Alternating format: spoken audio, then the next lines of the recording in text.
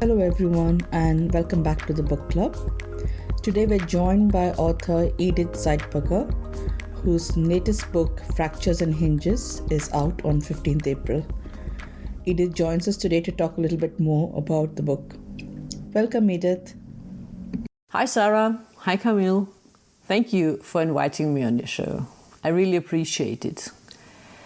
I write romance fiction and my first book is an historic romance.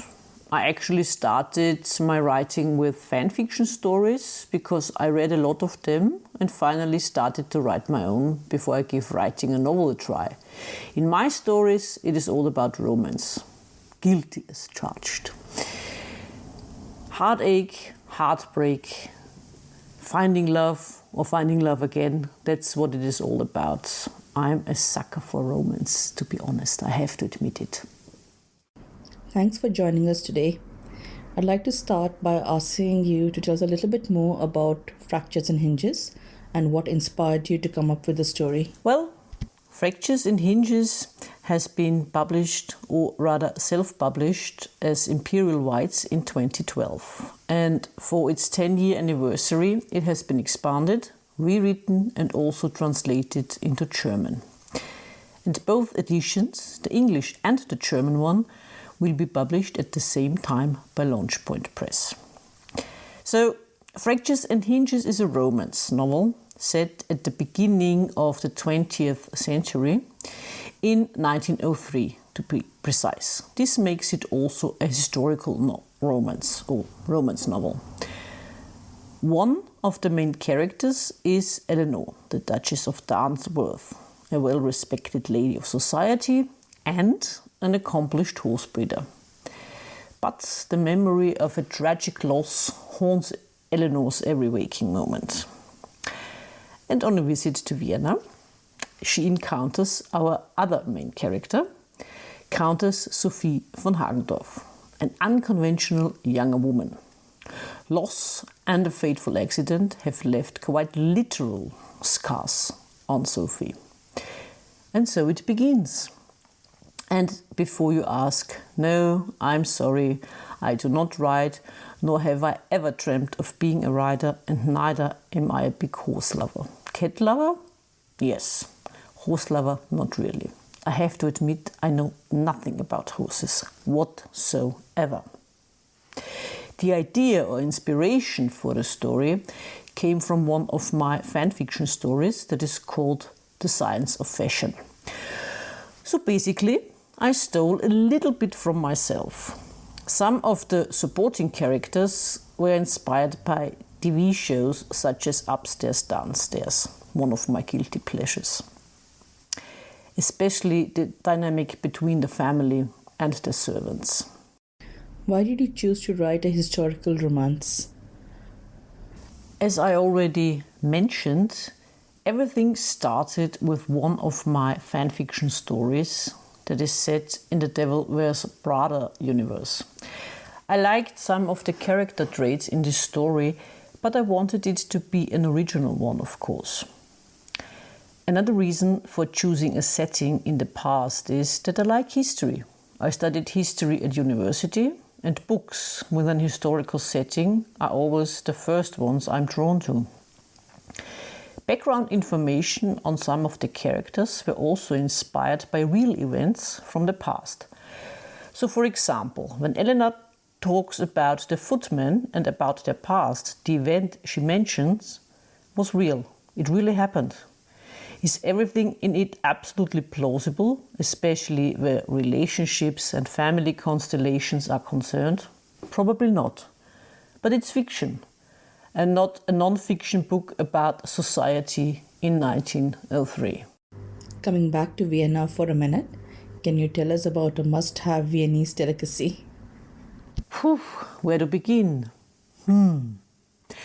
One sweet delicacy you absolutely have to try, which is also mentioned in Fractures and Hinges, spoilers, is Kaiserschmarrn mit Zwetschgenröster. It's a combination of sweet and sour. Kaiserschmarrn is made of eggs, milk and sugar or honey, baked in a pan, cut into chunks. Zwetschgenröster is a compote of plums. My taste of any bakery would be a Topfencoulage. It's made of buff pastry and is filled with curd cheese. It's a typical pastry in Austria and every cafe in Vienna has it, just like Kaiserschmarrn. Another favorite of mine are Mohnnudeln. My grandmother made them quite often, usually on Fridays, because as a good Catholic, she wouldn't eat meat on a Friday. So it was either something veggie or something I would rather eat as a dessert. Mohnnudeln are made of potatoes and turned into thick round pieces and covered in poppy seeds with a little bit of sugar. For a savory delicacy, I would recommend Eierschwammerl goulash mit Serviettenknödel. It is a goulash made of chanterelles with dumplings.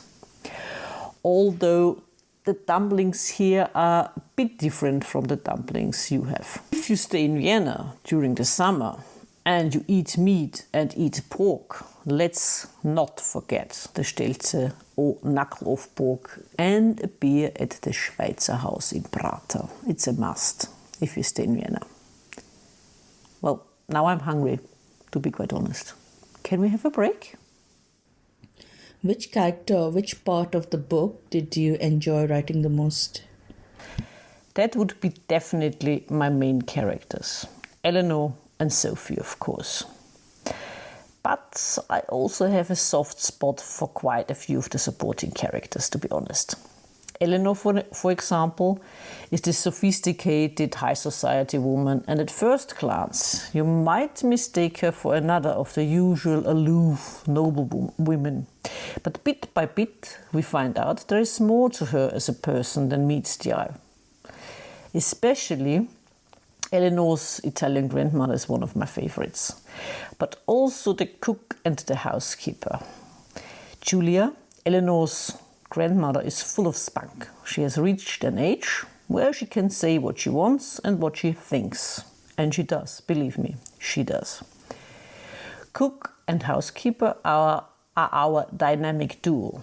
We find out quite a lot about the servants in Eleanor's household as the story develops.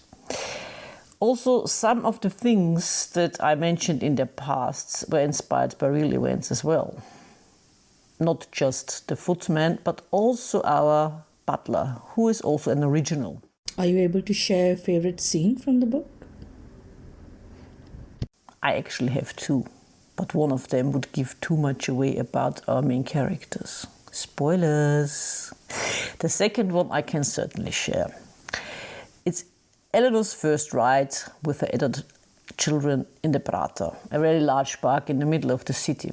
Originally, it was the emperor's hunting grounds, but in 1903 it has long been opened to the public. Anyway, they went for a ride and her son Philip proposes a race along the main avenue to the Lusthaus, which wasn't and isn't a brothel, if you're wondering. There has been a thunderstorm the night before, and branches from the trees are strewn across the avenue and make the race more challenging for our riders. The horses are excited, their riders are excited, and off they go. Philip can taste his victory for the first time, mind you. Does he really win though? Who knows? I guess you have to find out for yourselves. Were there any particular challenges with writing or researching things for the book? I wouldn't call it a challenge.